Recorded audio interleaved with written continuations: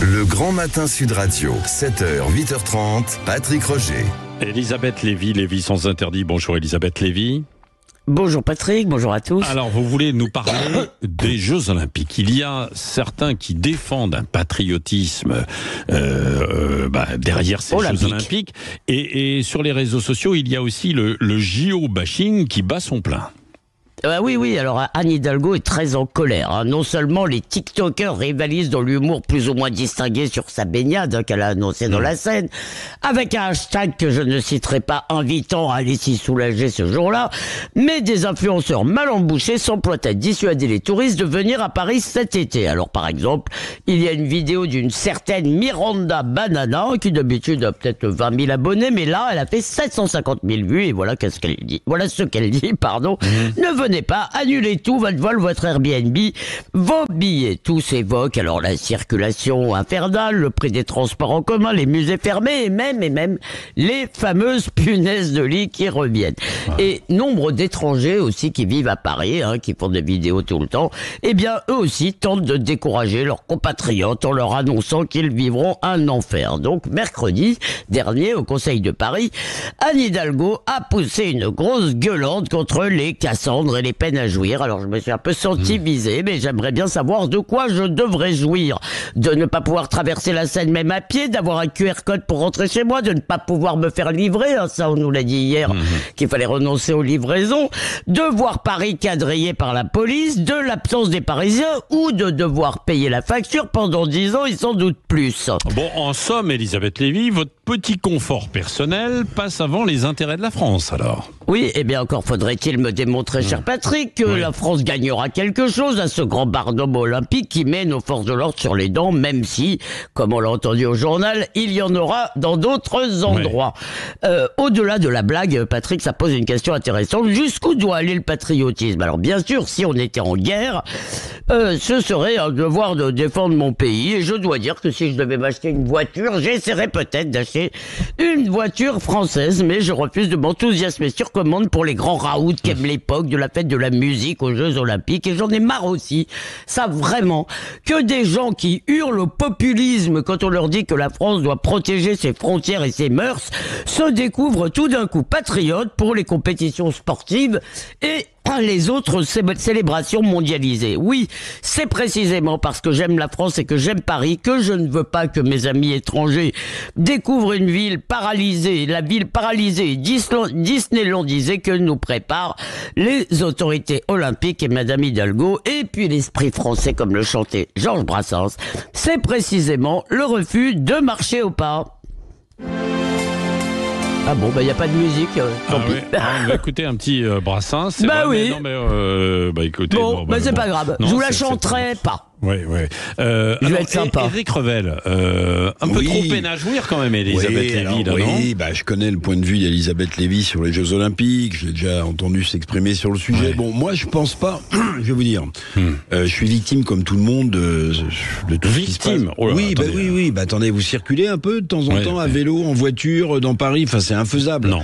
Max Guazzani, qui est l'ancien patron du Stade Français, n'arrête pas de faire des tweets en disant mais c'est quoi ce beans ? On peut plus bouger. Mais vous êtes pris pendant des heures dans des embouteillaient. Bon, ça fait bien rire beaucoup de Français et la majorité des Français qui n'habitent pas Paris, justement. Mais moi, je vais essayer quand même d'y croire. Bon, c'est mon côté désespérément optimiste. C'est-à-dire que pour moi, les Jeux Olympiques, c'est pas une fête patriotique, c'est le moment où le monde se rassemble un peu, voilà. Et puis dans ces grandes difficultés qui sont les nôtres, l'Ukraine, Gaza, le pogrom du 7 octobre. Moi, j'ai envie de croire un peu, mais parce que je suis resté enfant, Elisabeth, j'ai envie de croire un peu à cette magie des JO. Bon, je sais pas du tout ce que ça fera. Et puis, pour être tout à fait honnête, je vais pas rester dans le coin pendant les JO, si vous voulez. Je vais pas rester. Non. Mais en tout cas, alors celle-là, elle est géniale. Je vous adore, Eric. Mais Eric, il part en vacances au moment où d'autres viennent assister au spectacle. Non, mais c'est extraordinaire. Eric vient de nous faire le panégyrique. Oui, c'est le moment où on se rassemble, etc. Et moi, je vais me rassembler en vacances. pense. Mais non, mais c'est pas ça. Écoutez, Elisabeth, c'est que moi, mais je parce ne qu'en marche fait, pas de dans toute la façon, magie. De toute façon, les JO, vous les suivez pas de site en site. Je sais même pas comment on achète un billet pour rien vous cacher. Les billets qui ça coûte cher. Hein. Bon, voilà. Alors ça, c'est l'un des sujets. Moi, en je plus, trouve. c'est cher. Au-delà au-delà des petits inconforts qu'on peut avoir, mais évidemment, on peut comprendre. Mais de toute manière, quand on organise une grande manifestation, forcément, non. Mais Elisabeth, non, ce ne sont pas des petits inconforts. Excusez-moi, ne pas pouvoir travailler. Non, ne pas pouvoir se déplacer dès maintenant, ne pas pouvoir aller travailler. Moi, par exemple, si je repasse quelques jours à Paris, d'accord, je me dis que je pourrais essayer d'aller travailler. Sauf que les lignes de métro vont être fermées, il n'est pas question de prendre des taxis. Non, je suis désolé de voir. En plus, moi, je déteste, je dois dire, si vous voulez, quand il y a du monde partout déjà là en ce moment, c'est dans le centre de Paris, c'est difficile. Vous ne pouvez pas pour aller jusqu'au RER quand je viens à Sud Radio, pour aller jusqu'au RER, si vous voulez, je piétine. Non, c'est et en plus, si vous voulez, et en plus, je trouve que comment dire, en fait, on nous bassine avec la grande fête du sport et pour l'instant, je sens pas vraiment. Alors peut-être là où je dis pas, peut-être qu'en regardant à la télé, il y aura des beaux moments. C'est vrai, mais franchement, ça se passerait à Los Angeles, ce serait aussi de beaux moments. Elisabeth, je vais vous faire rire, mais c'est le seul moment où vous pouvez regarder du tir à la carabine à plomb à 3,50 m et du lancer de fléchette à 12 mètres. C'est ça. Bon, non. Alors, juste trêve de plaisanterie. L'un des soucis, je trouve, parce que des Jeux Olympiques, ça doit être une fête populaire. Et là, c'est là où il y a un problème. C'est-à-dire, pour être une fête populaire, c'est que les prix des billets sont terriblement chers. Pour beaucoup des compétitions, ça va de 150 à 450 euros, 500 euros, si vous voulez assister. Non, mais c'est ça.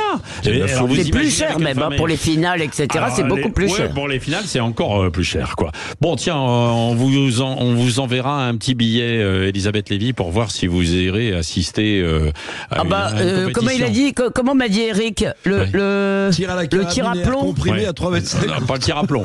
Bon. Non, mais d'ailleurs, à ce sujet quand même, si vous voulez y assister, je vous l'ai déjà dit, parce qu'il y en a heureusement qui ont envie quand même d'aller assister à ces spectacles, nous allons offrir des places et avec une bonne action. Et il faudra une bonne action, c'est que je vous offre 2-4 places. Je pourrais jouer. Bien sûr. Vous pourrez jouer. Oui, c'est vrai, parce qu'on a des dizaines et des dizaines de places qu'on va offrir, mais il faut accompagner un malvoyant. C'est une bonne action en même temps pour pouvoir les accompagner. Oui, bien sûr. C'est bravo, c'est bien ça. Bravo. On met ça en route. On a déjà fait gagner quelques places. On met ça en route. Allez, on se reparle dans un instant parce qu'il y a des sujets comme par exemple cette déclaration de quelqu'un de la majorité, député de la majorité. Il y a parfois un lien entre insécurité et immigration. Il faut être aveugle pour affirmer le contraire. Oui, on va en débattre dans un instant. On va voir si vous êtes d'accord ou pas avec cette affirmation. On se retrouve dans un instant.